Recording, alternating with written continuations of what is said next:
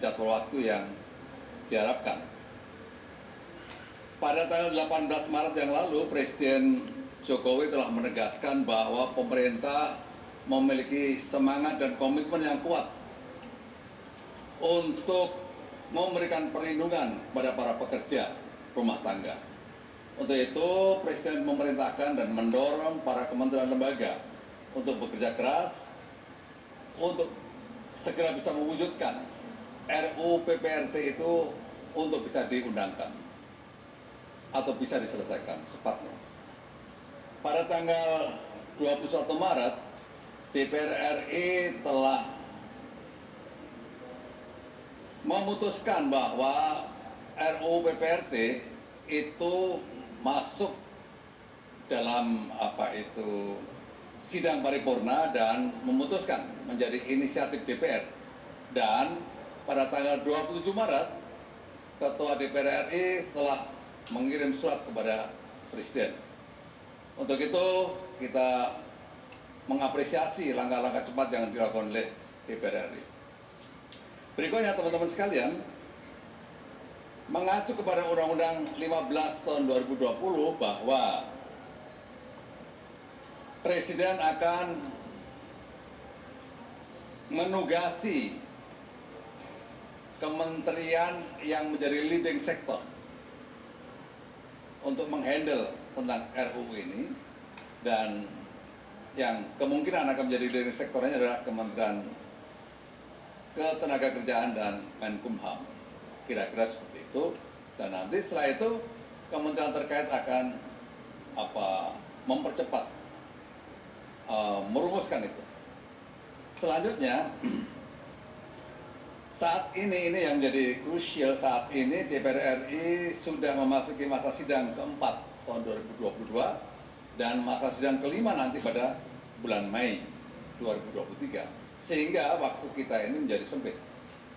Karena diharapkan, ketentuannya pada waktu Ketua DPR RI mengirim surat kepada Presiden tanggal 27 Maret 2023, maka nanti waktunya itu sampai dengan 27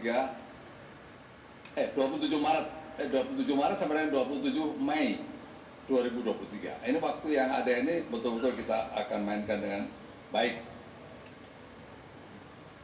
Selanjutnya, hal-hal yang perlu kita dorong dalam rapat tadi, diantaranya yang pertama, Surpres yang saat ini sedang berproses di Mensesnek untuk segera bisa dikirimkan ke DPR RI secepatnya. Sembari kita menunggu Surpres itu, kita semuanya juga bekerja secara simultan, komunikasi publik, komunikasi politik, dan mengakomodir berbagai lembaga-lembaga yang lain, juga termasuk CSO di dalamnya, sehingga semuanya nanti bersatu padu untuk menyusun daftar isian masalah dengan baik. Berikutnya,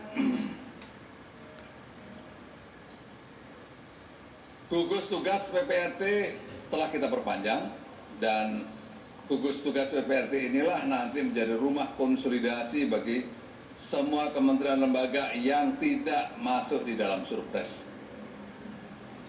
Dengan demikian, kerja-kerja ini akan bisa dijalankan secara efektif dan harmonis karena melibatkan berbagai kementerian lembaga. Itu kira-kira yang bisa saya sampaikan kepada teman-teman sekalian. Pak Menko mungkin bisa menambahkan. Cukup? Ibu Menteri. Ya. Beri tambah? Ya. Mungkin ada pertanyaan, silakan.